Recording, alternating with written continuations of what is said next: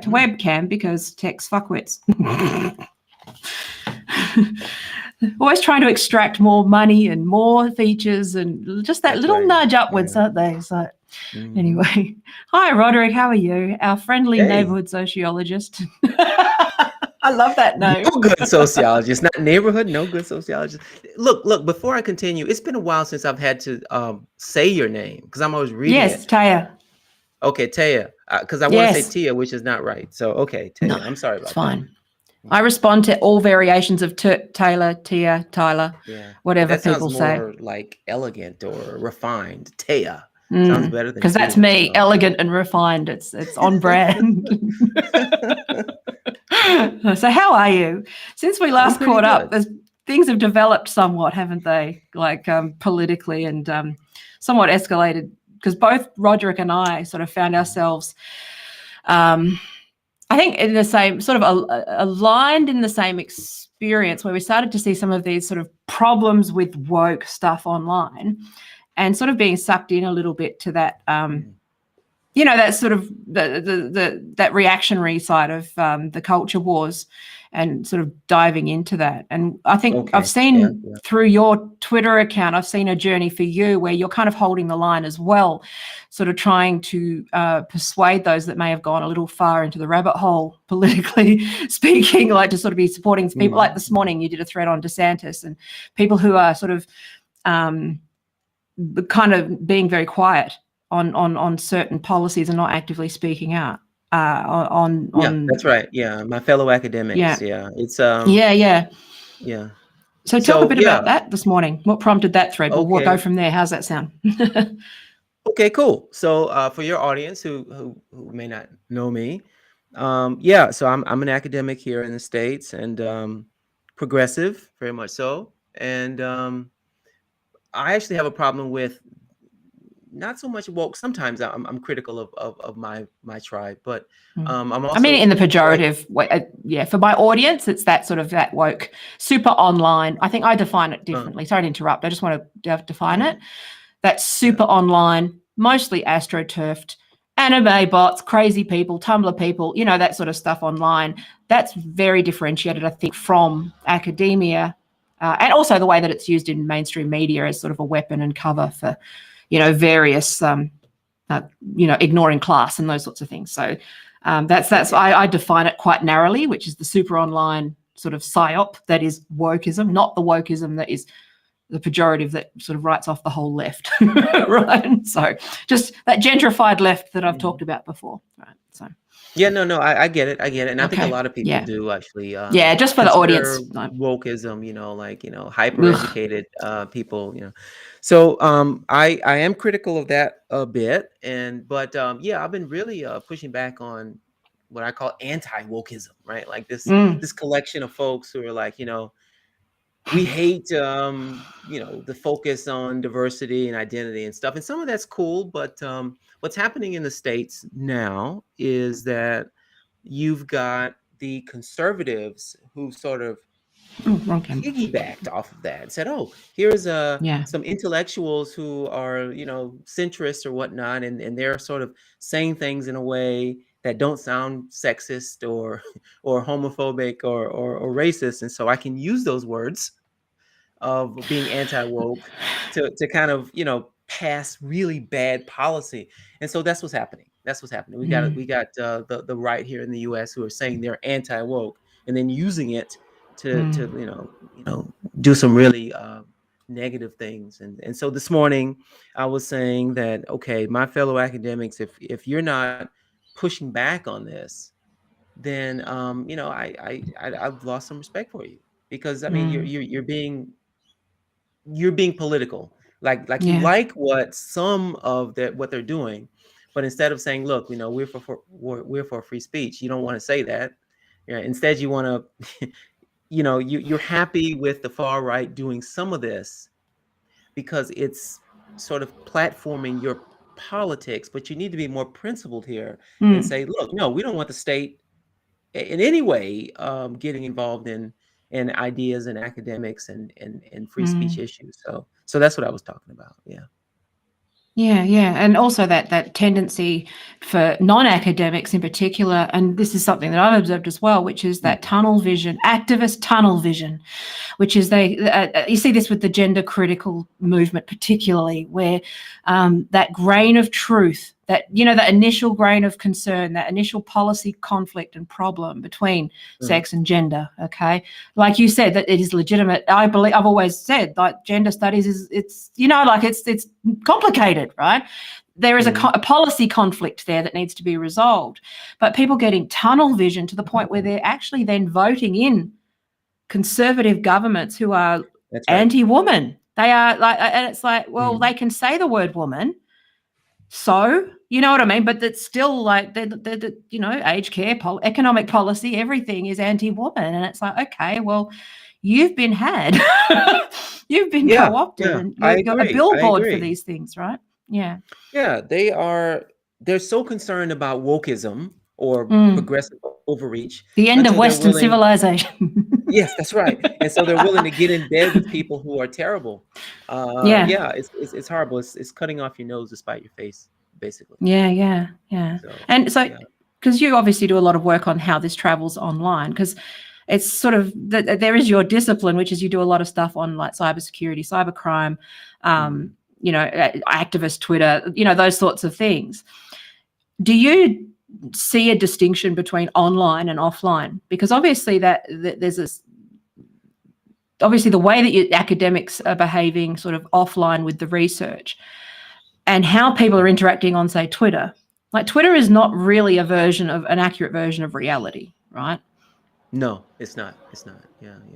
And like most academics acknowledge biological sex, for example, and those differences. Is that what I'm saying? So they're trying to create this narrative. You get what I'm saying? That, the comments section is real, right? Okay, so is the question about is it about whether or not the left is unusual online, or the right is unusual online, or just everybody that we see online is not representative of what's going on? Everyone. Which is, it's about narrative. So how these things are used to push narratives, distract people from real issues, misrepresent and sort of straw man sort of an other. Like, that's where I start to get worried, which is othering of any kind of scapegoating, generalizations of groups of people. Obviously that becomes deeply troubling, right? That's where things move into sort of tribalism, right? Yeah, well, so then I would say that any platform, so I wouldn't even say social media in general, I would just go by platform. So any platform is going to be some kind of misrepresentation of society, because there's a self-selection process. So Twitter tends to be more verbal, more intellectual, and so that's different than Instagram, where it's more visual, and you're going to get different type of folks. So in both of those, you're going to get differences.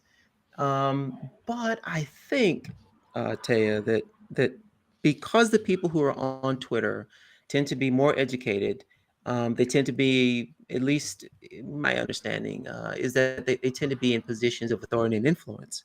Yeah. Twitter has more impact on society than, say, Instagram or even YouTube, actually. So it's not reality, but the conversations on Twitter can kind of make reality.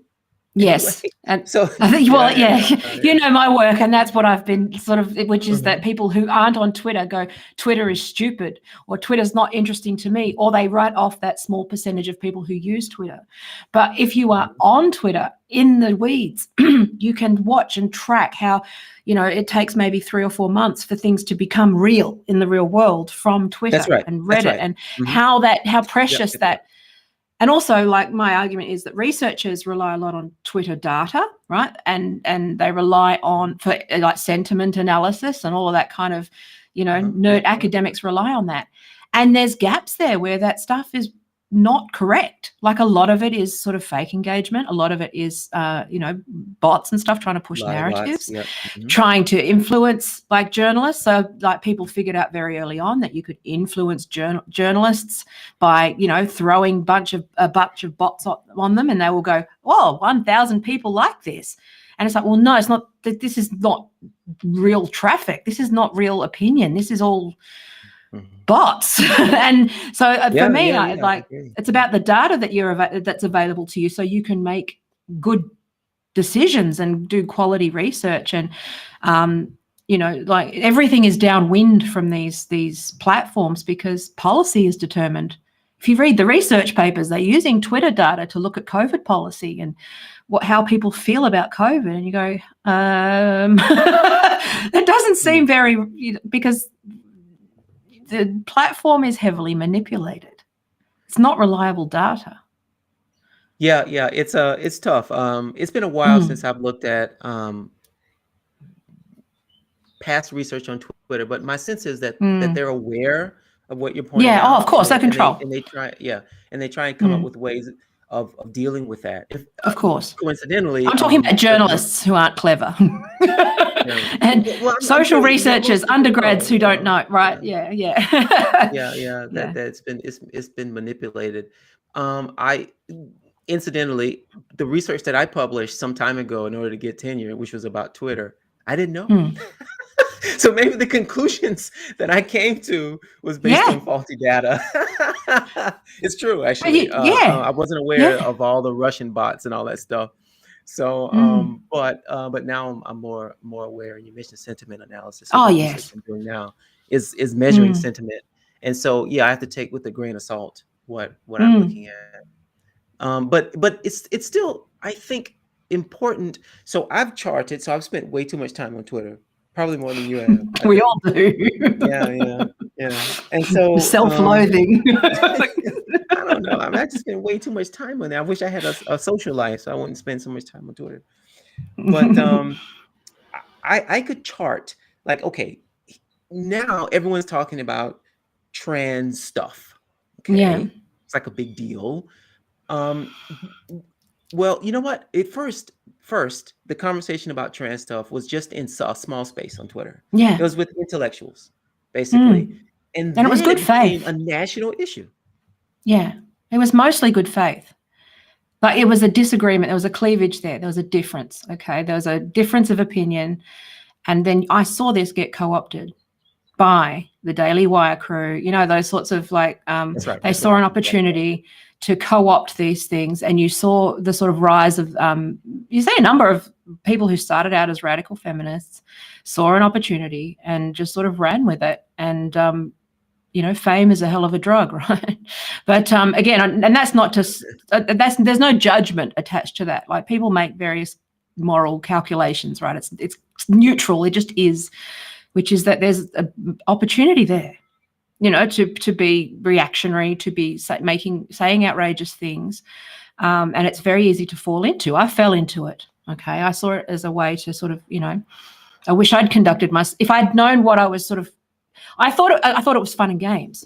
I thought it was, you know what I mean? I didn't realize that it was going to head in this direction. No, I didn't think. I always thought that it was a small segment of. See, the thing is, I've always written off the internet as the comment section. I always assumed that it was the comment section and that the grown-ups were in charge offline. So policy, you know, it wasn't. I always thought that the internet was somewhat of a contained thing. Remember, I'm old school. So I saw the shift where Twitter was one of the first people to go viral with this, which is that you could get a story to go viral by just making a stink on Twitter, and a lazy journalist will run these things as, you know, and I thought that everyone knew that was a thing. You get what I'm saying? I was asleep. I didn't realize that when you participate in certain things that it would have I thought it would be sorted out early. I assumed that this stuff would be over. It would be settled. It was a big online argument. You get what I'm saying? Like, there was and it's just sort of been co-opted by forces that are more powerful than the left generally, right? And I'm just seeing a whole bunch of people benefit, right? So it's not just the right. I define the Democrats as sort of centre-right as well. They're centre-right party, right? So there's this whole thing of commercial benefit from this culture war. Where they just use it as a big stick to suppress people on issues of class, on real activism. They sort of, you know, that's where the Twitter files have sort of become a convenient ruse to sort of censor left-wing activists, like anti-war activists in particular, people pro-Assange activists. There's a whole cohort of like material left. Okay, let's differentiate sort of materialist class, traditional left-wing activists, especially globally, with that sort of corporate gentrified sort of woke left that we're talking about. That's sort of it's a branding exercise of sort of optics for large corporations, right? And so I know I've wandered, but I just wanted to clarify what I'm saying, which is that then the right come in, and what you have is this crackhead marriage, so to speak, of corporate Democrats fighting with blue MAGA and red MAGA, fighting over like who's in power, which corporations run the show, not material things like healthcare, anti-war, those traditional things of the left. So, but I've watched people just drift into this media spectacle of left versus right, us versus them, and in-group, out-group stuff that's sort of deeply worrying, and all these policies that you talk about sort of being passed, in the background, or abusive procedures and all the Supreme Court cases and all the legal shit that's happening in the background, right? So, sorry, I wasn't sure if I answered you. Oh, it's fine. I mean, I'm following it, what you're saying, and in my head, I'm thinking, okay, this is so in general, it is certainly the case that the leaders in Western nations are more concerned with cultural issues, whether it be left or right. And I think this is because over the past 30 or 40 years, we live in these quote unquote meritocracies where people with education get to run the country. And so once, if you have education, you usually have a good job, and your income is fine. You're not interested in material issues. You're interested in the cultural. It doesn't affect you as well, right? That's normal for people. Yeah. And so that's what happens. And so you have it doesn't matter if you're conservative or liberal. You graduated from some top university and you're making a six-figure salary. You're more concerned about whether or not you can use pronouns than you are about, can you pay your mortgage? That's just how it is, So no, I agree with you totally. Totally. But to me though, the problem is that the arguments of the elite become the arguments of society. Yes. Right? Yeah. And that's really bad for like people like my mom, like I grew up very poor, right? And she's concerned about, I mean, she's not poor now, but she's concerned about those things. People in my old community are concerned about things that are not being talked about. They don't care about the trans stuff that much.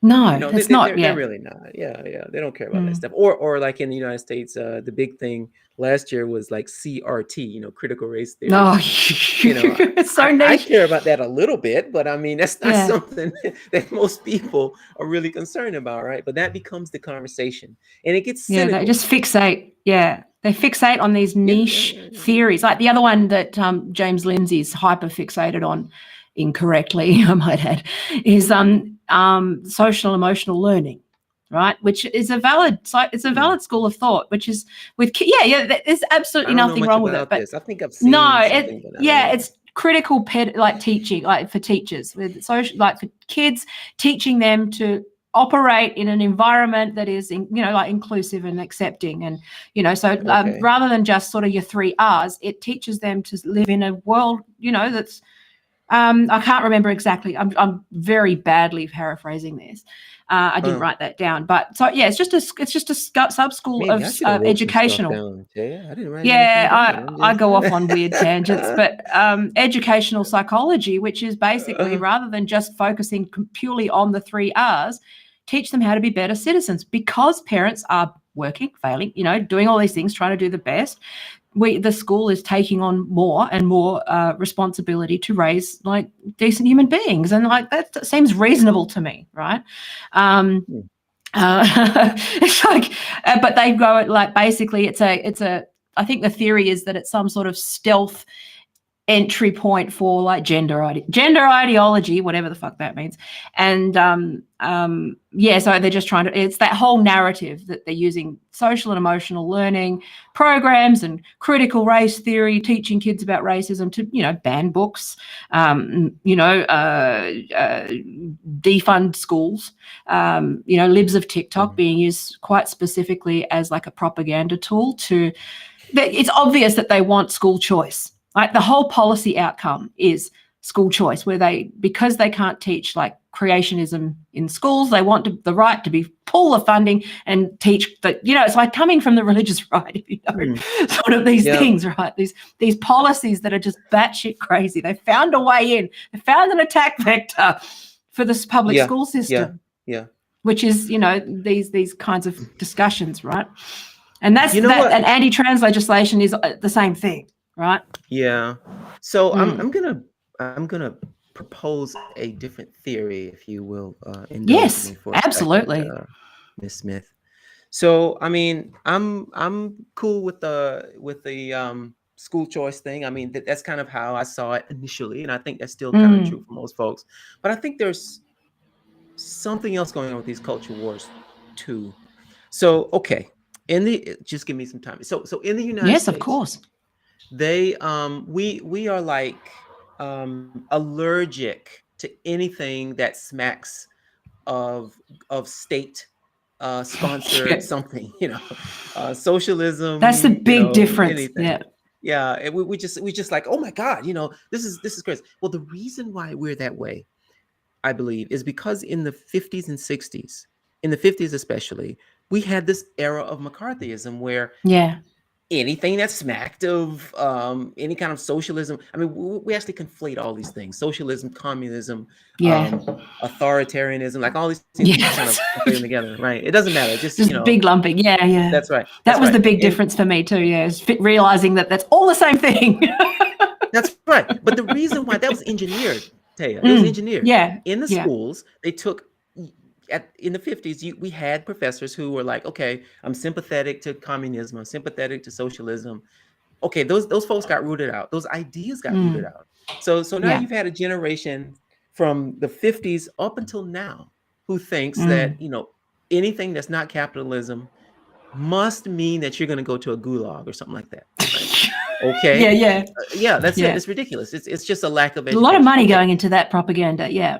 Exactly. So what I'm thinking now is that, all right, it is in our country, we are shifting demographically, and things are changing. Now, one way to kind of blunt that is to go into schools and change, and don't make it so that we critique society. Don't make or make it so that students don't learn how to critique society. Make it so that students don't learn how to critique, like, you know, who's in power, status, meritocracy, you know, wealth, all these things, you know, get all that out. So a lot of that critical theory stuff, ostensibly it's about race, but it's really about critiquing institutions. And so they want that out of there so that people will be sort of compliant, right? And docile. And so the same thing that happened in the 50s and 60s, they're trying to do now. So some of it is about, that's why it feels the same. But yeah, it's also about sort of, you know, dominating a population through the school system. I mean, those are those ideas. So I don't know your audience, like, you know, how much they know about this whole critical race theory stuff. But yes, it talks about race, but ultimately it's about critiquing how wealth controls a society, critiquing this idea of merit, and are the people who have the highest SAT scores or whatnot, are they really the most capable, or is there something else going on that allows them to get those high grades? You know, are the police actually protecting you, or are they protecting capital? Like these kind of questions. And so they don't want a population questioning those things. And so it's kind of about race, but it's about taking those things out too. Yeah. Yeah. Well, I am obviously a socialist and do like socialist analysis. So I sit there and go, well, this is just boring old Marxism. The base of capital, then you get your superstructure, and the superstructure does all it can to protect that base, right? I know that's a simplistic way to put it, but I try to explain. You're more of Yeah, socialist. I try to Marxist than I am. explain I've these been concepts. indoctrinated too. Yeah. I Yeah. Well, no, but yeah. we all have, right? I bought this stuff. Like what I've tried to do is unpack for ordinary people. Like, this is the biggest challenge. Like, another one of your older papers, right, that I actually saw was around critical thinking and critical reading, and how to sort of get people, like, there was some stuff around that as well. Because my biggest challenge has been, how do you get very important information to ordinary people when they can't engage? They won't engage with it. It's what is the right way to engage? At what level? What do you say to reach people on things that they really need to understand, like this stuff with the consequences of biological sex versus gender? Like, you've got to be like, the understanding how this thing is linked to that policy outcome, even if you can't necessarily see how those things work. But to explain those things requires so much boring stuff. No offense to the academics, but it's dull for most people.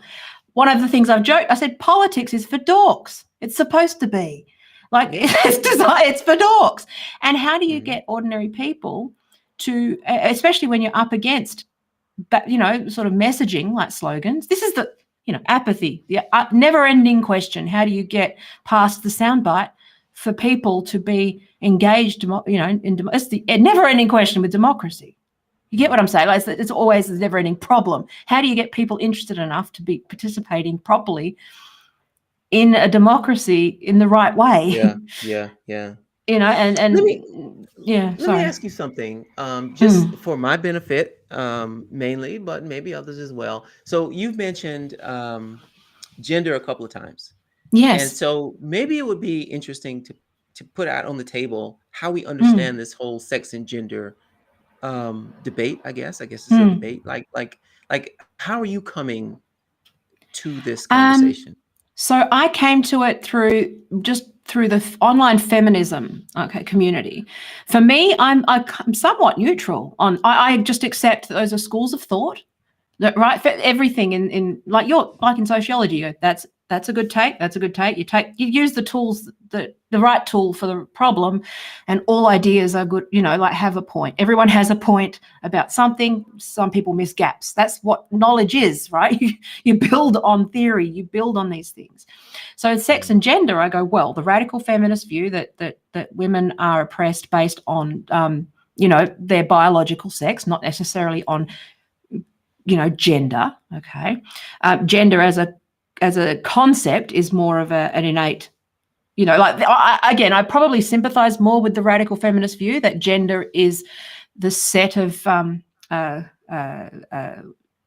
stereotypes. I'm not very good with this. It's just more that this was my entry point to the bigger issue around sort of how these cleavages, political cleavages, sort of used and manipulated to sort of, by various actors and interests and all of that big stuff to stifle debate, rather than, it's sort of like a manufactured debate that doesn't actually. I see it as two sides of feminism who largely agree and are like this narcissism of small differences stuff, where it's basically the radical feminist view is that the oppression is based on sex. Where trans women come in is that trans women have a lived experience of being male for large portions of their life. They can't possibly be lumped in with the experience of, say, lesbians who've been lesbians. Like that. They're separate issues, and I think that there's just a policy conflict there, which is, especially around prisons, domestic violence, sports, those sorts of things, where those differences matter. That's where the debate's going on, right? I don't think that is necessarily, that's a cleavage. It's not necessarily something that's ever going to be resolved. I'm more focused on the role of policy, which is how do you synthesize two competing opposite views that are incompatible with each other, which is radfems are going to think that they don't want biological males in women's spaces, okay, because of various reasons. And then, and obviously there's people that I don't care. Like I'm flexible. I go, it depends, but I sympathize with both. You get what I'm saying? Like I in terms of the actual theoretical stuff, that's not my lane. Does that make sense? I stay out of my lane. I go, okay, interesting, and move on to what my lane is. Does that make sense? I see. And I defend I on just wanted to online know. speech. So I only stepped in because people were being censored on one side and attacked on one side for what I would say were fairly traditional, reasonable beliefs on radical feminism. Like just a radical feminism point of view was being censored at the behest of this sort of, sort of new thing that came out of US academia, out of sociology, that gender is more of a social construct. It's sort of somewhat detached from the physical. And again, that is a misunderstanding, much like CRT. That is a misrepresentation of the view. It might be a good there are parts of it, right? Yeah. So those are in conflict. Okay. Yeah. I just wanted to know because you brought it up a couple of times, and that was my entry point, and some of my audience are sort of fixated on that part, so that's why. Well, it's good to talk about it. I mean, okay. So let me kind of give my understanding a little bit. So I do not get into the theoretical debates nor the lived experiences. The theoretical debates because I just don't read enough about that stuff. And the lived experiences debates. No, I'm not a woman or trans, so I can't get into those either. So I don't have access to that knowledge. And so for me, the way that I think about it is, okay, I see that the liberation of sexual identity as another step. So this is how I'm framing it, as another step in Western progress. So we liberated people by color. We initially, I mean, the whole idea of democracy was to liberate people by class, so that everyone had a vote and all that kind of stuff. I mean, so this is a sort of progression, right? So now, sex was liberated, and now identity is liberated, right? And so and that's where the gap is. So I support the idea of a trans person having their full rights because of that. Now, when it comes to these arguments about men being trans women who were initially men being in women's spaces like prisons and whatnot, okay, I'm going to ask you this, right? Because it kind of bothers me a little bit. So here's my question. We have some idea about who is going to commit a crime, but just because there are some factors that predispose someone to committing crime, being young, being poor, these types of things, doesn't mean we just assume they will and legislate based on that. So when I hear about men, about trans men being in women's prisons, trans women being in women's prisons, I say, well, okay, you know what? It's probably true that is the likelihood of rape or something happening, sexual assault happening, might be higher. But can I legislate based on that? That's where I fall as well. But what I've tried to do, and part of the reason why I probably talk about it a lot, is because it really is a good example of a valid concern that is blown out of proportion, where people sort of I see someone's trans status as separate from, you know what I mean? Like somehow it's anyway, that's a whole other thing. You can keep going. I lost my train of thought.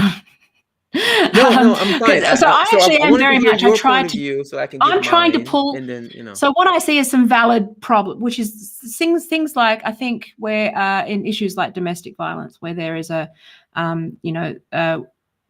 issue with women, like older partners of older men who have come out as trans later in life, and there's sort of those sorts of there's so many things lumped in together. Where I've gone, it depends. You shouldn't be talking about it online. This is the worst medium in which to have these conversations. Like, I absolutely agree that there is a difference between law and legislation and policy and an argument on the internet. About semantics. Like, this is where I feel like it was from people who aren't actually involved in the process. Does that make sense? Like, the reason why I talk about it so much is because that's somewhat of an entry point to get people thinking about sort of not just about the issue they're arguing about or the one thing they care about, but to actually think through steps through 2, 3, 4, 5, 6, 7, 8. Like, what's the solution? How we move forward? Like, I feel like it is just a good it's a good conversation of where conversation breaks down. You get what I mean? Like, I just feel like it's it's just I don't like anti-democratic thinking. Yes.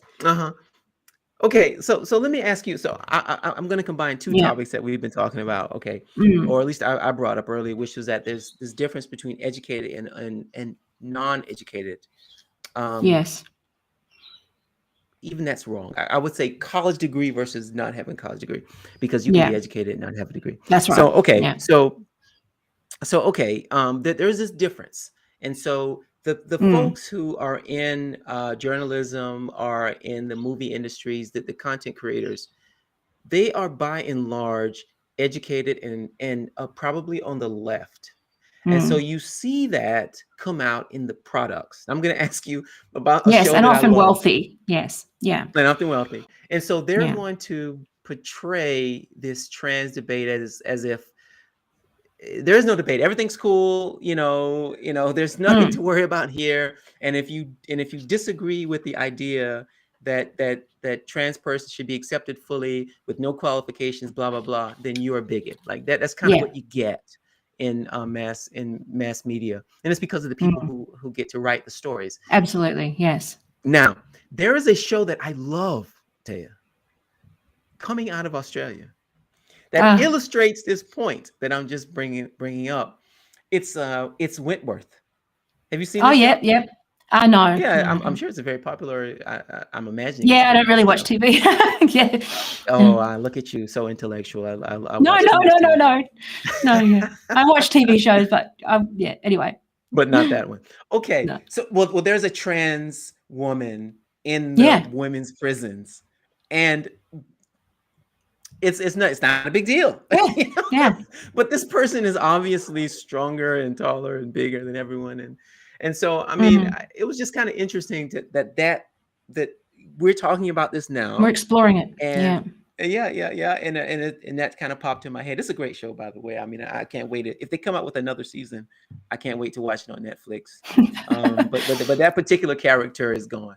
The trans woman is gone. But anyway, I want to go back to what you said. If you didn't like that trans woman, then you were a bigot. I'm sorry. Go ahead. Oh no, I was going to say, because that was actually when I lost my train of thought. I remembered what I was going to say. I was going to build on what you said about those fights. You know how you said those emancipation fights, where you said through history it started, with race, and then with sex, and then moving on to sort of get gay and lesbian rights and that sort of stuff. And I think that what we're seeing along the way is that some of these things have not been delivered on. So there is that. I think there is that resentment where that idea that we've won sex-based rights, or that in terms of race. Again, I try to not speak about race issues. You can do it. It's not my experience, other than as a social worker. But when you work as a social worker, you go, this stuff isn't sorted. There's still endemic, massive problems here that aren't sorted. Why are you rich people focusing on this issue when women don't have women are still in poverty. They're still, in low paid, casual work, and again, those economic policies. And so what I think there is that there's, like you were saying, I'm like, we're not done. We're not ready to move on to this new stuff. This new stuff, you get what I'm saying? Like, it's like, no, this is where it's, again, I have interacted with 1%ers. It's not that they're bad people. It's not that they don't leave their bubble. It's not their fault. They generally mean well. They don't understand that poor people are still, that they exist, and that there's still a lot of poverty. It's not, you get what I'm saying? So those people that are working, especially in Ivy Leagues in particular, right? People who come out of Ivy League universities by the mere cost of a degree They're going to, you know what I mean? They're going to and be socialized to be, and also I've been to university. We're told we're better, we're told that we're smarter and better and all of these things better than, you know, the poors.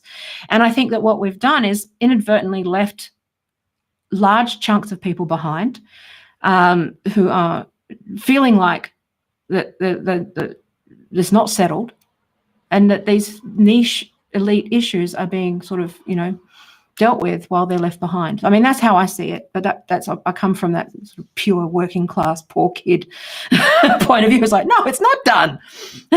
You know, Okay, we're not ready to move on yeah. to the next thing. Yeah.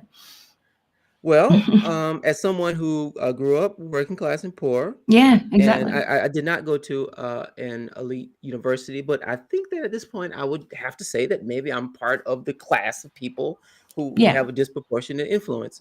Okay, through my writing and whatnot. So, okay, I would say that even though I've been making this critique about the elites and whatnot, and how the elite conversations get to be the national conversations, and that's a problem. It is, but it's Mm. not a problem, in my opinion, of the elites. No. Only because they're Structural. Yeah. living. Yeah, it's structural. In other words, everyone's in their bubble. So working Yes. class folks are concerned about working class stuff. Yeah, Elites exactly. are concerned about elite That's stuff. So we pluralism, have to baby. change our yes.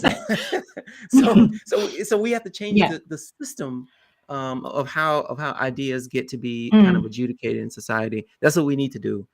Yeah. Instead And of so just, you know, cracking on rich people and stuff. So yeah. oh, absolutely. And so that's why I agree with you. And this is why one of my frustrations with the left is this sort of knee-jerk, oh, well, billionaire, bad. That's their level of analysis. It's like, well, hang on. They're a product of a system too. They're a human being. They benefit from that system. If you're doing structural analysis, you see that everybody is a product of that system, right? It's not just, but also systems are huge and complex. And so for someone like me, it's like, well, where do you focus your energy and attention?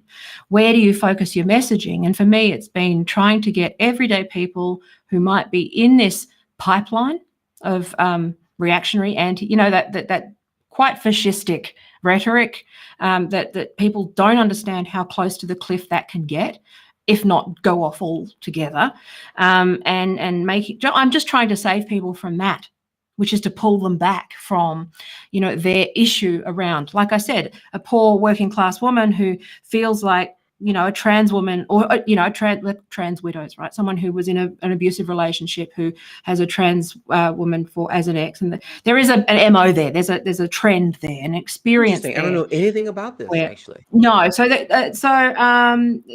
let's use Kris Jenner. You're familiar with the Kardashians? Kris Jenner is an example. Yep.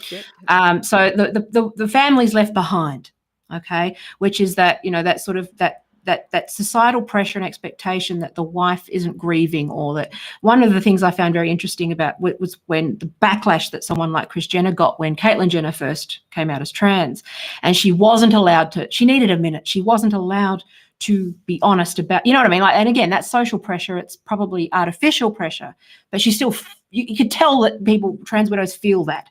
Like, I've talked to some who have talked to therapists where then invalidating the grief that goes with losing their husband, you know, in many ways. You get what I'm saying? Like, so it's more about how in making sure. So again, I'm not a free speech absolutist. I'm a democracy absolutist. And I believe that everyone has a right to participate, even stupid, wrong people. But that's my thing, is that you're allowed to be stupid and wrong and mean, and you know, because it's a democracy. I heard that, democracy absolutist, but it makes sense. Yeah, I came up with it. I'm good with words, but I'm saying, like, I think that's the way that I reframe it. Speech is a part of that, but participation is. That's the reason for freedom of speech, was so that people could participate in conversations in a democracy, right? And so the trans widow voice is as valid as the trans woman's voice. And the reason why I intervened, and again, it's, you know, everyone has a perspective that might be valuable in terms of policy. And maybe because I come from that policy background, I understand that the more information you have when diagnosing the problem, the better the solution's going to be. You plug gaps, you close loopholes, you know that. So for me, that trans debate was an interesting one, because you had a tribe of sort of women who were saying there's a loophole here with self-identification. How are we going to, like, you know, make this process robust so that women, you get what I'm saying? So that as a stakeholder in a policy process, you know, like risk, you know, how do we deal with these potential risks, whether large or small? I mean, now that you get what I'm saying? It's very pragmatic. It's not personal. It's not, look, Mm-hmm. you get what I'm saying? Like, I'm just more of a facilitator of a process, and I go, no, this is the policy process. Everyone gets their minute on the floor, and then we vote. You get what I'm saying? Like, I tend to be like that. I'm that kind of person. I'm not. Yeah.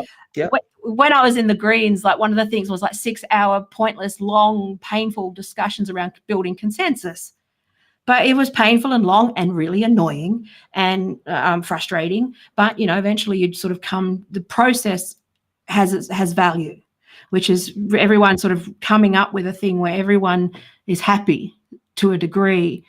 You get what I'm saying? Like, it's like, okay, that's what I just see democracy as sort of compromise, consensus, discussion. Oh, sure. And that's, I think that it's the role, and I think it's the role of the grown-ups. You know how I referred to the grown-ups before? It's the role of the grown-ups to make sure that that process is the thing that is protected at all costs, whether it's making sure everyone gets a go with speech, making sure people aren't persecuted for, you know, freedom of association, making sure that, you know, there's all these sort of pillars of democracy, and making sure that people aren't persecuted for who they vote for. These are pillars.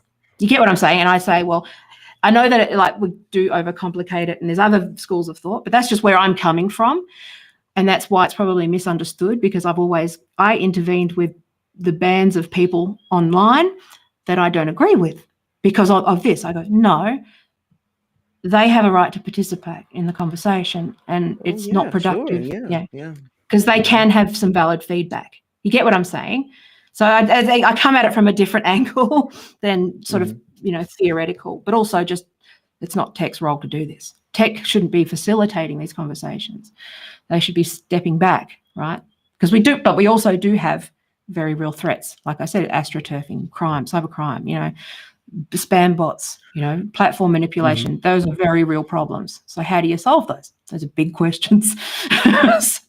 Very big. Yeah, very big. And they're big problems. Yeah, sorry, I didn't mean to like monologue there. I just wanted to explain where I was coming from, because the gender debate is the entry point for me for a lot of bigger things and a lot of bigger problems around censorship, participation, you know, political cleavages, how it's used by various bad actors, you know, those sorts of things as well online. Yeah.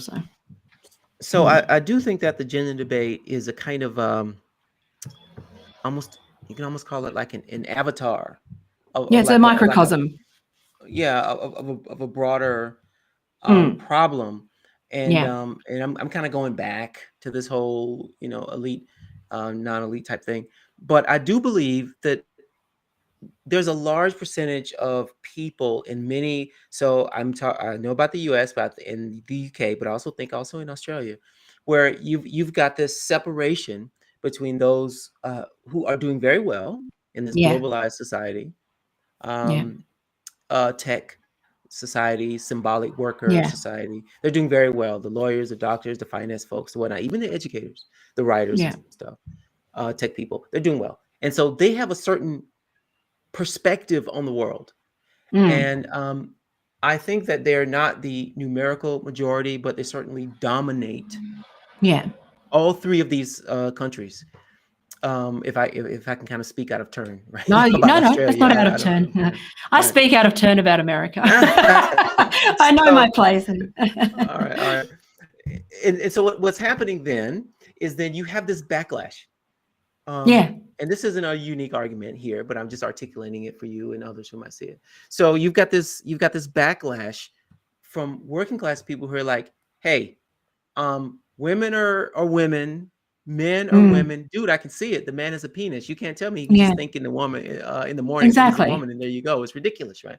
And so these folks are thinking in these ways, and they're realizing that even though what they see as common sense, you know, facts and stuff, somehow on television you're seeing this notion that this isn't true, that trans folks, there's a difference between a man and a woman and all this kind of stuff. And so okay, they're upset and they're mad, and so they're voting for folks who just 15, 20 years ago they would not have. They would have seen those folks as being illegitimate, as being clowns, even like Donald Trump.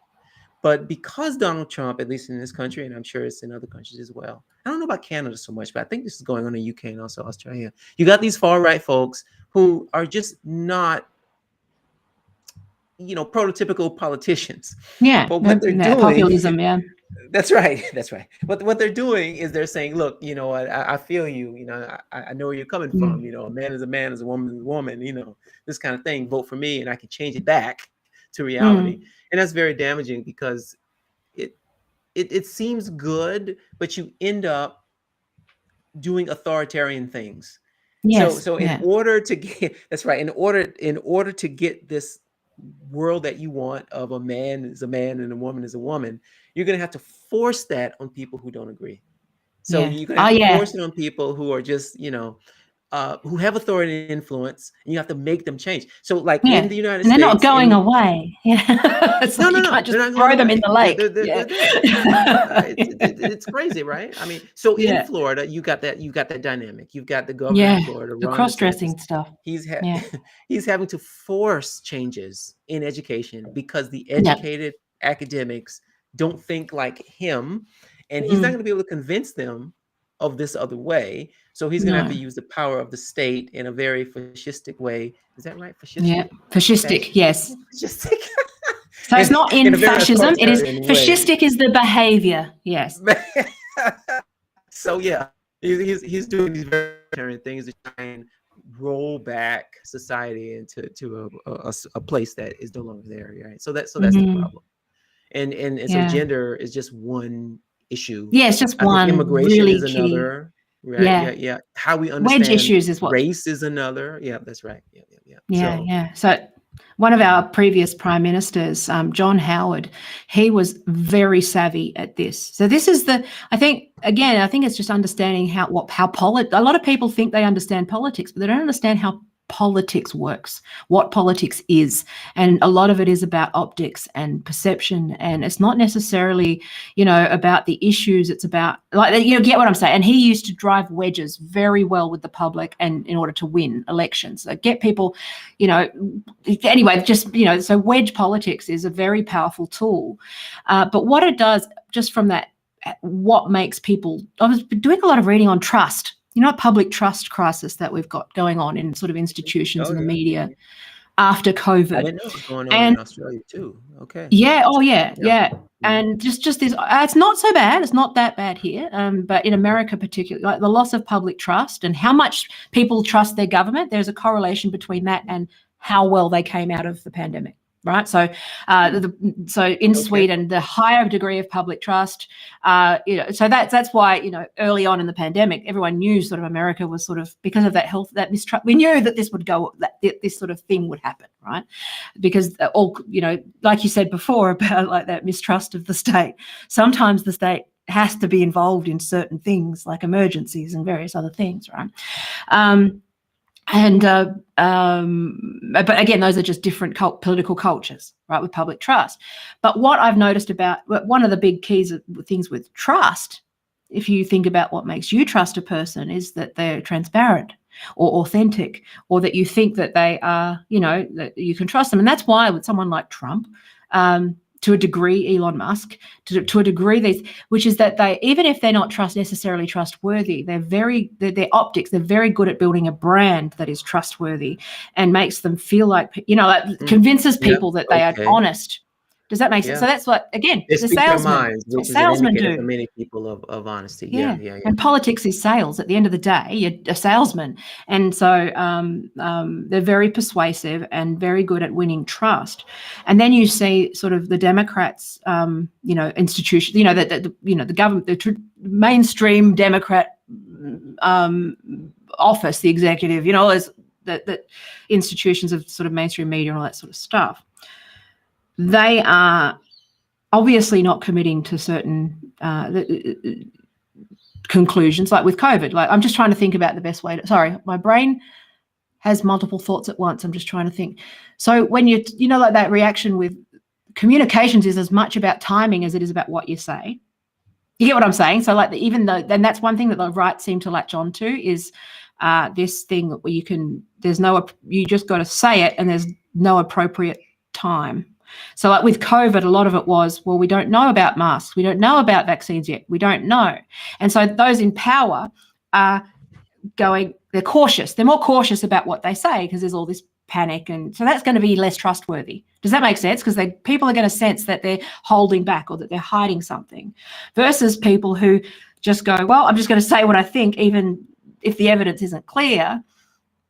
They're going to be perceived to be more authentic. You get what I'm saying? Because they're telling the truth, even if the science and institutional stuff is more cautious and hasn't caught up, right? This is why academics have a comms department, because the timing matters. So right? let me tell you a story, Yeah. a quick one about a podcast I was on maybe 3 weeks ago, maybe a month ago. It was a men's spaces kind of thing, a manosphere podcaster. Black manosphere podcaster. And so he wanted me to come on and talk about the problem with men and getting dates and whatnot. And there's a real serious problem with this. Yeah. And so I was being an academic. And so I would talk about all of the contingencies. Right? Exactly. Yes, say, exactly. Well, there's a problem with it depends. And it depends on this. And we have to consider this and blah, blah, blah. This is a process. Yep. And I could see the chat. So he has a lot of people watching. So I could see the chat, and he was like, this guy's talking. Like, people in the chat were saying, this guy is talking out of both sides of his mouth, Yeah. Like, no, I'm not. I'm telling exactly what's happening. But because I wasn't like this, oh, women suck type thing. Yeah. And that's easier to do. Yeah, exactly. But it's exactly. Even if it's inaccurate, it's compelling to an audience. Absolutely. So. Yeah. Well, it's not. The thing is, it's also not inaccurate because it does speak to a grain of truth on the emotional level, which is that there's a lot of, so. I think the biggest problem that we've got is that, especially with establishment media, is that they don't like. I think we talked about this. Russell Brand. There was a little exchange where there's nobody. Right. What we're doing is we're talking at people. We're not meeting people where they are at, which is that they're feeling angry, they're feeling confused, they want to hate women, they're kind of they want it easy, and one of the problems, and this is where I think the AI-driven censorship becomes a problem around, let's use the word deep state, right? So let's talk about the Twitter files just for 2 seconds about this. Deep state being flagged as a conspiracy theory word, okay, from QAnon. So QAnon are using those words. If AI flags deep state, for example, everyone who, like me or good faith, is flagged for using those, even though I wouldn't use the word deep state. I wouldn't use certain words. I use those words because I'm meeting someone when they're angry. Like Joe Rogan does that to an extent. Russell Brand does that to an extent, which is they're angry and confused about a certain issue, and I'm going to use their language and I'm going to redirect them. You get what I'm saying? It's not, you understand what I'm saying? So academics, this is what, so this is something that academics do. But if you make a claim about there being a deep state, is different. So you're saying just using the word? No, I'm saying just using the phrase. So there's a whole bunch of people in QAnon, okay? They're on QAnon, they're obsessed, they've lost their minds, they're online, they're spreading bullshit, they're at risk for mental illness, various other things, okay? If someone like me shows up and says, hey, how about that deep state? And I try to redirect the conversation towards military-industrial complex, towards propaganda model in those productive, complex ways. People like us are punished by these algorithms because we're participating through them in networks and those various other things. You see what I'm saying? Like we're sort of punished and suppressed. So meeting people where they're at. Academics start with the concepts. They start with, someone being wrong. I think you get what I'm saying. Yes, maybe. Just back up for a second. So, are you speaking from experience? No, where you had said because with the gender one, yes, you get lumped in. All right, because it is the case that you have automatic algorithms. Like one of my YouTube videos was flagged once because I used the word pedophile. So Yes. I hope maybe this. Well, I wouldn't do that. That was dumb. I'm talking about deep state. They're not pedophiles. No. But there's a point. There's a point here. I was I know. using the word to explain how crazy it is. How people reacted to the word. I don't know. I wasn't No. talking about the actual phenomenon. I was No. just using it as an example to explain something. So, okay, the algorithms flagged that. And there was no human to evaluate the context. So Exactly. you just said, okay, so if that happens, that's a problem. But if it's someone who is perpetuating, so the way you said it, I agree. sounded like you were just, like you said, meeting them where they're at. So you were saying that you are using the language of an audience to communicate with the audience. Yes. I agree. That shouldn't be something that is flagged and maybe deplatformed or something. But if someone is actually perpetuating a lie, then I'm actually all for social media platforms deciding, okay, this is not the values I want to have on my platform. So no, I'm not going to allow you to have that content. So it might be yes. Obviously, there's grey area here, and the biggest problem here is that there is no human intervention. Like, one of the things that I've pushed a lot for is outreach. So when someone's banned, like, rather than them just being banned and going down a rabbit hole of persecution and big tech and all that sort of stuff, picking on me, having like in the justice system, you have somebody who reaches out and they go, okay, what's happened? The arrest is a trigger for, intervention. Right, with a social worker, and they go, okay, so what's going on? Do you understand what happened? How can we help? That sort of outreach. That's complicated, that's complex and expensive. They're not going to do that. So the thing is, I'm saying that banning people, first of all, makes it worse. All the research says that they go further down the rabbit hole. Also, they end up disappearing to places like Parler and places where, it's a bubble where they're not getting any kind of opposing. You get what I'm saying? Again, and so you've got people, and also mainstream media forces, and they're just perpetuating this whole thing. And this is why I've focused a lot on the elite sort of left, right? Because they need to show up and say, all right, well, why does this person feel the way that they feel? Okay, what is the root cause of why these men hate women? Why? And it's uncomfortable, and then it might be hard work. Like, this is, cult deprogramming. Why did this person fall into a cult? What made them vulnerable to this stuff? And this is where it's the same thing. This is actually what gender affirming model is, which is, I affirm you. Now let's try to unpack what's going on. So it's that therapeutic approach, right? Where they go, okay, so you get what I'm saying? So I was trying to say, in terms of persuasion, you might need to move halfway from where you are in order to reach that person in that moment and go, you know what? I understand that you're angry.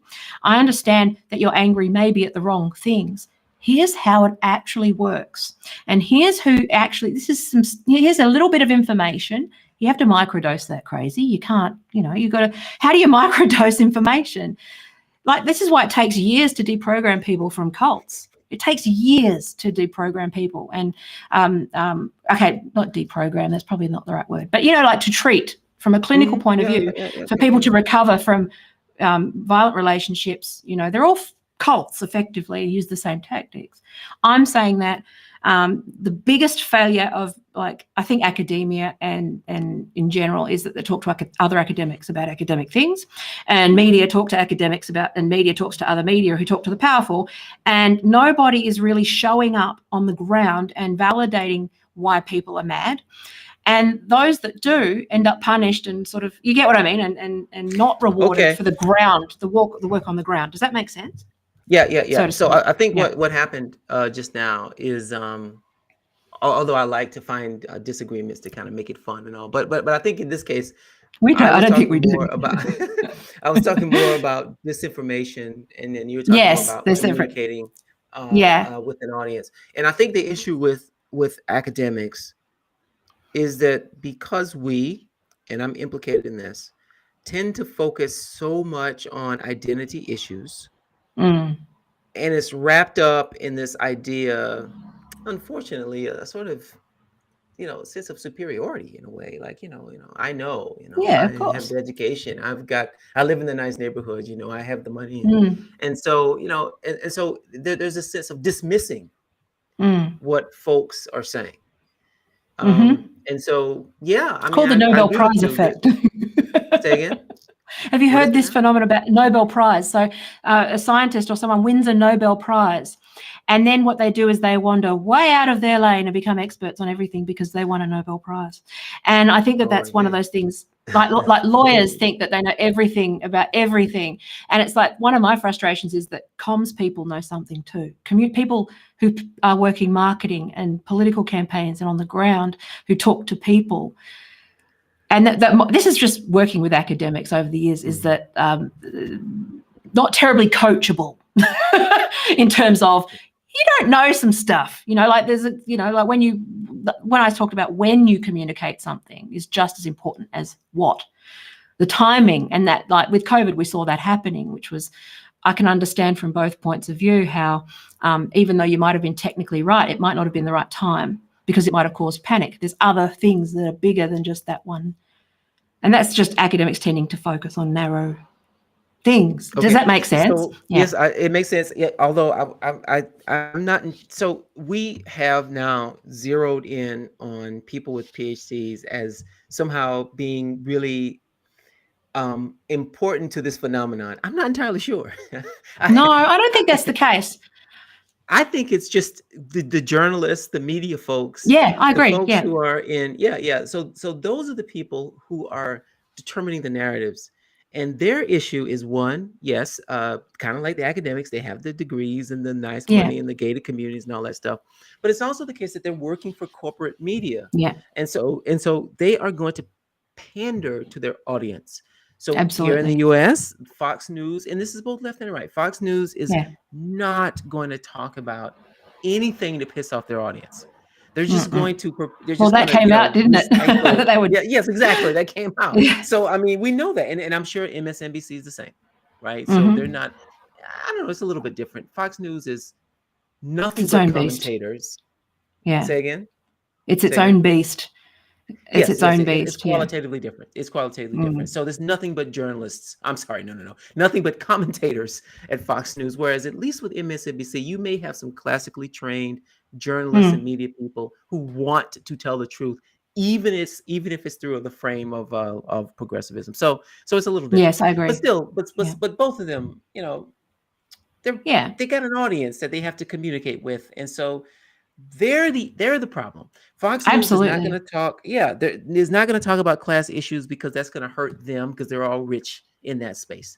So they don't Mm. want to talk about that kind of stuff. So they're going to hyper focus on the cultural issues because it benefits them. Okay, Mm-hmm. same with the left, although not to the same degree. They No. might care about poverty a little bit more, but they don't want to really rock the boat too much either. Yeah, but it's Because also they, that business model, right? Which is that the that's fact right. that they Yeah. are very much, I mean, I would actually say that a lot of the disruption that occurred here was a kind of perfect storm between BuzzFeed type articles, BuzzFeed, those clickbait sort of, where Yeah. blogs became bloggers, like Lindy West, those they were bloggers that came out, and they were sort of promoted into journalism positions to try and, and mainstream media were having to then compete within that ecosystem of, outrage and clickbait and, making things. I mean, you've seen, you and I both work at, like, I trying to reconcile what audiences want versus what audiences need are very, like, they're in direct conflict with each other. That's And correct. and And you you'll have lose to people walk a if line. you And if you're honest. Yeah. yeah. And unfortunately, that's like, I think that we're seeing journalism, I think, dying as a business model. I think that traditional media is just sort of limping towards the end and sort of trying to seize control of the internet as best, as much as that corporate control of the internet is a big part of that history, but and the problem. But I do think that there are, like, a lot of good faith journalists. And I want you to know, I come from a baseline of everyone is good if you give them the chance to be good and you set them up in the Oh, right that's way so and don't set sweet. people up to That's fail. nice. And that, Oh, no, but okay. people do make various calculations along the way. And I do try to respect that they've made those calculations. That's that principle of humanity. I assume that people come to their worldview. I'm just a born social worker, really. I do the genogram, go back to the history, figure out where they came from, and you can reverse engineer what the problem is to an extent. So I kind of, it's a lot more time consuming. And I don't have that cynical view of people, and I think that a lot of it is just I feel like so many people are being left behind, and I'd even go so far as to say persecuted for their own pain, and that's really not the kind of society that we should be living in 2023, and that's why I see that there's a lot of pain, and people are. I can see why people would be resentful of these sort of woke issues, or like when I say, Yeah, absolutely. They would feel like that is they would misdirect that anger towards those that are, ignoring the fact that they can't pay their rent, and the fact that they can't feed their kids, the fact that they see things crumbling around them, right, economically, and they just feel like they're left behind. Of course, they're going to go for someone like Donald Trump, or like even with my very complex relationship with Elon Musk, I feel like he's a Hail Mary in many ways for tech, despite my criticisms of him on this issue. He is correct. You get what I'm saying? And I think that you got to be very careful to not be going into defending Elon Musk in all cases all the time, just because, you get what I'm saying? Like, that's that thing that's very easy to get into, defending. Like, this comes back to what you were saying about DeSantis. They're right about, they might have a point about one thing,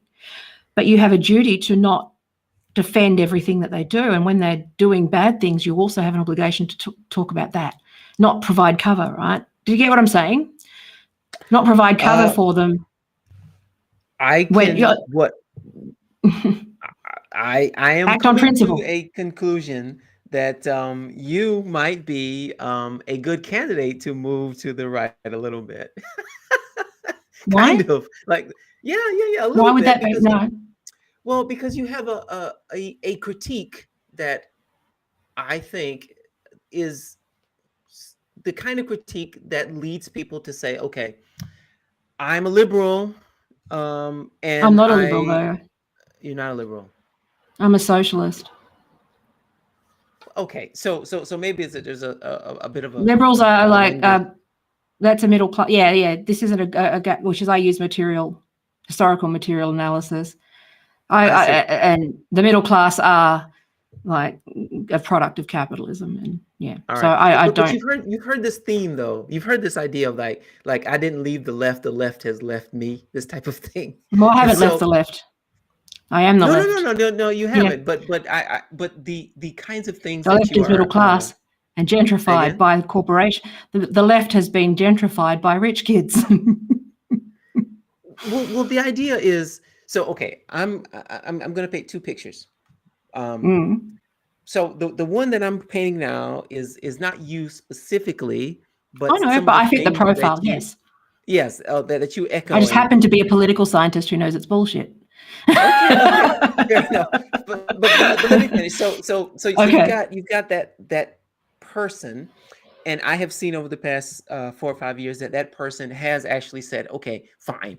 I don't like the direction of all this wokeism stuff, and so I've decided that it is in my best interest to be centrist, and then finally they decide to vote. And they drift in that direction because they don't have the tools. Yeah. That might be it, right? And then there's another person who I'm trying to be, and so this person is like, okay, I have personal values that might lend itself to what we can call wokeism, right? So I am very much concerned about police. I'm very much concerned about language and expression of gender identity and all this stuff, lifestyle expression. I want all those things, and so I'm kind of for all that stuff. But because of how I grew up, it is very hard for me to think that my personal interests outweigh the interests of people that I grew up with, right? So yes, I may want to write about trans issues sometimes, but most people don't care about that. And so I don't care about it either. Yeah. Right. And so I care that poor black kids in Australia who can't eat. That's what I care about. Right. You have this class-based issue. So I can't necessarily ally myself with the left of the left, like the most left. In fact, I lost a lot of friends like that on Twitter for that reason. And so I can't necessarily ally myself with them, but I think that they are finally better than the alternative. So so I like them enough, Yeah. Oh no, I agree even with as you. I And critique them. Yeah. can I tell you that if I was in America, remember we're coming at it from different political cultures, and I think that we tend to while we are Western, and while Australia's political system was a lot modelled on US principles, right? We have very different relationships with our government. We have very Don't different get mad at political me, Tay. cultures. Oh I no, kind of I'm not. I I'm just kind of got a explaining. sense you I'm were not getting mad mad. at me. I was like, okay, I don't No, want Tay to I'm be mad at me. explaining to you that that we actually have a left in this Uh-huh. country. You guys don't A real meaningfully left. have. Okay. Yeah. You are playing team sports of, This is two sides correct. Yeah. of a centre right and a far right party and a centre right party, and economically and in terms of material, you don't have a meaningful union movement that has substantial political power. Labor is somewhat like they're very different. Like we've got a much stronger labor movement, much stronger. Anyway, so we're just. Correct. We're Yes. different. Much We're more different. social Yeah. democratic, right? I won't wander off, but I'm saying that you've actually touched on the problem, which is how confused Americans are politically in terms of somebody who has just a vanilla socialist class analysis around labor rights, housing, those sorts of things, are perceived as some sort of even just potentially rights. Like, no, I'm not politically homeless. There's squatters in my house. Like, that's what I've said before. They're just not meaningfully, by every definition, every criteria that you could put. The Democrats and the Democrats machine are right wing. They're pro-capitalist. They're neoliberal. They're pro, globalization. They are, predominantly controlled by, corporate donors and all that sort of stuff, right? That's the money in politics is the problem. The dark money in politics. They're united on these things: pro-war, pro-imperialism, pro-US imperialism, pro-hegemony, anti-China, anti-Russia. These things are, those are the core things and the core critiques that come out of the left, as you say. That's just standard socialist analysis here. That's just standard. Okay. And that's where that I think Americans don't understand that you guys are playing Coke versus Sprite. But it's all sugar water. Does that make sense to a degree? Coke versus Pepsi, but it's all cola. Yeah, it's all bad. Something like that. It still poisons children and is all ultimately, fucking up the third world. Does that make sense? Like, that's what I'm trying to explain. So, but you are correct, which is the thing that I've identified, which is why I'm so in the ground and in the weeds on Twitter, which is that there are people in like the Antifa crew, the hammer and sickle Twitter in America. I want to take Antifa handbook out of their hand and give them, Marx or Rosa Luxemburg or, those sort of real sort of labor movement thinkers. It's like I am pro-process and pro-democracy in this traditional way that Marx was, right? Which was that he was generally, I don't believe that revolution is a good thing. I believe that it is an inevitable thing if you don't fix these big problems. Do you get what I'm saying? It's more of a I'm a reformist, actually. right? Yeah. A lot of income so that's where you might be inequality and confused. stuff will be a problem. Yeah. If you don't fix it, it'll happen. I see it as an inevitability that things get violent if you don't address them, right? And that's been my warning bell, which is because people are demonizing material left analysis. Well, not demonizing, but even it's a very real risk with the political left in the United States, which is not engaging with people who would be left-wing, who are actually just being. I've been, like you said, I have been in the weeds with this. I've engaged with these people and their propaganda, and that pipeline is very powerful. And if you understand history, that's where fascism breeds, and the left needs to be showing up and engaging with it, even if it makes them uncomfortable. And meeting people, when I say meeting people where they're at, that's exactly what I mean, which is going, you are angry about COVID, you were lied to, you were forced into lockdowns. People don't, like I said, politics is for dorks. We need to stop talking about politics with people and start talking about their actual problems and like who their friends are. And like the public trust in institutions is so low. And I sit there and I watch people just, their brains melt. into the far right, and I'm just watching it happen, and I go, okay, how do we intervene here? You know, and I feel like I'm on a battlefield most of the time, trying to just pull people out of that, because you guys don't have a viable, really, you know, they suppress the left in your country. So I had a person, a friend of mine, who tried to describe it. So the context that we're talking was a manosphere context, and how he was saying, look, you've only got two sides. You've got this crazy red pill, you know, manosphere, misogynistic side, and then you've got the leftist side that doesn't talk about men at all, right? So this is the context that we're in. And he said that what's needed, and I agree with him, is people, or at least a person to start, who can act as a proof of concept. Yes. Like someone who can come and say, all right, this is a way of not falling down the misogynistic rabbit hole, but also recognizing that there are men's issues.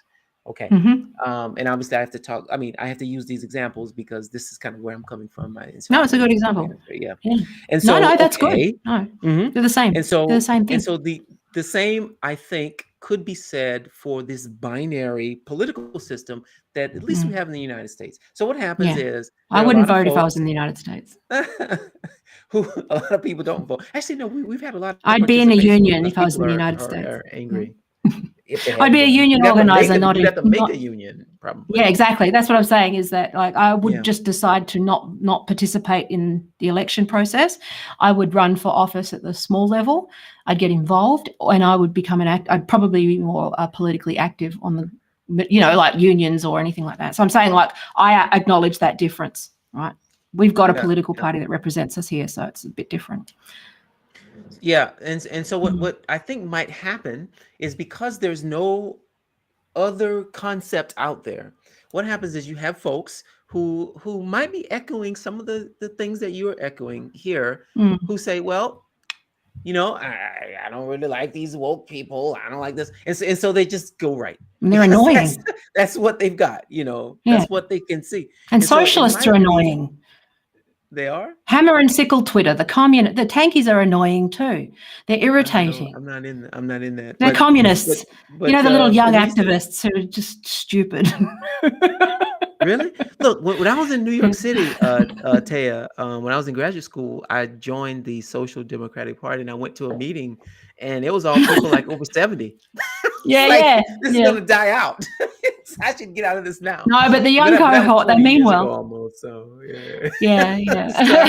I guess now they're younger, but at that time, they want to smash. They're just angry and want to smash. They don't actually want to sort of, you know, they don't really have anything. They're just angry young, you know, and that's the thing that I see, is that drift with anger, because fascism starts with rage, right?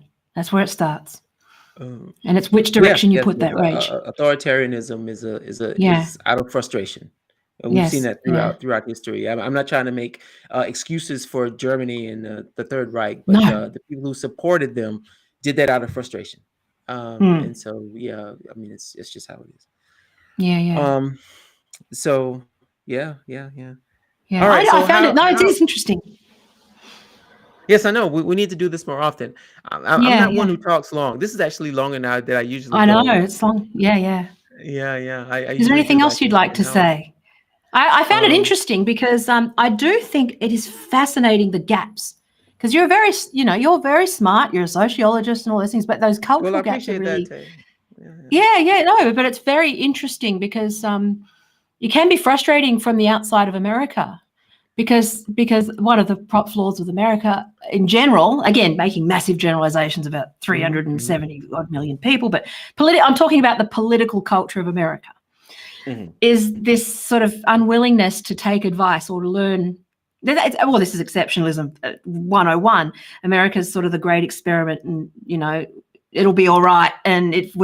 But we go, no, you've got some stuff you can learn from Australia, because we actually took some of your stuff and went in a different path, and we have some feedback, and it's very interesting when we see where the gaps are historically, especially with the relationship with the left and socialist left and the Labor left, that is somewhat invisible. It was definitely invisible in mainstream political discourse.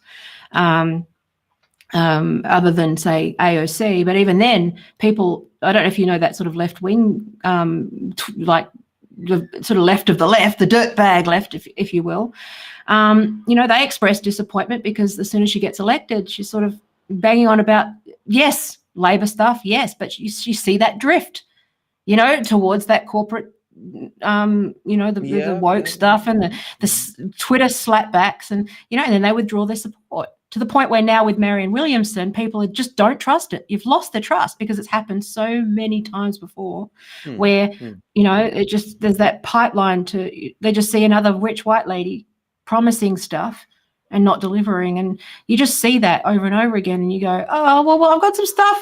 It's just really, maybe just because I'm on the day-to-day and I sit and just watch the micro interactions, that I sit there and I go, I kind of understand what's happening here.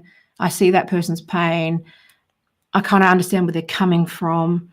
I see the media everyone consumes on all sides. I have my YouTube sort of very confusing because I watch all the main key, players in terms of the media, and I see where the gaps are.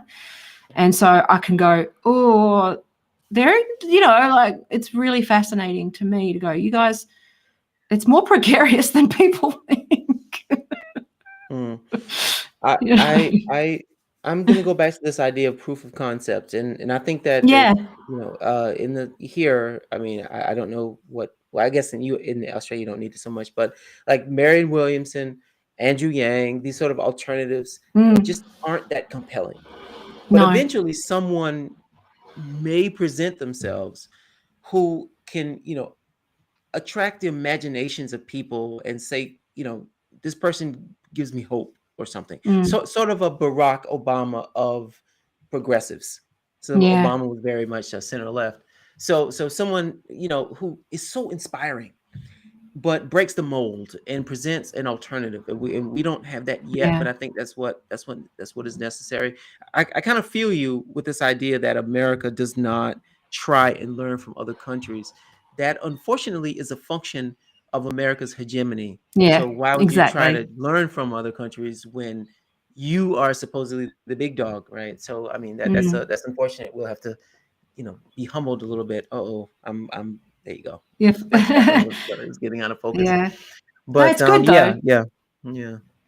But that's, I think that's why. Yeah. Did we get to have a productive conversation? No, this was pretty good. I had a good time. I'm actually at the end of my wine. I had some wine tonight when I was talking with you. You need it to talk to me. You hear me? I need wine. I live in here. I live in this brain. You can only imagine. I do too. I'm a very cerebral person. It's not always good. So, all right, thanks, Roderick. Yeah, this was good. I appreciate it. And look, if you would like to, if your audience likes it, we can do it like periodically or something. That would be fine. Yeah. Well, I've got the new thing I'm doing as well, which is more sort of focused on the internet thing. Yeah. I've just got to do the assets and get that sort of production ready. But yeah, we'll definitely have you as a guest for that as well. So that's my area. That's my lane. But okay, thanks, Roderick. Take care. All right. Bye. I appreciate it. Bye. Bye. Mm-hmm.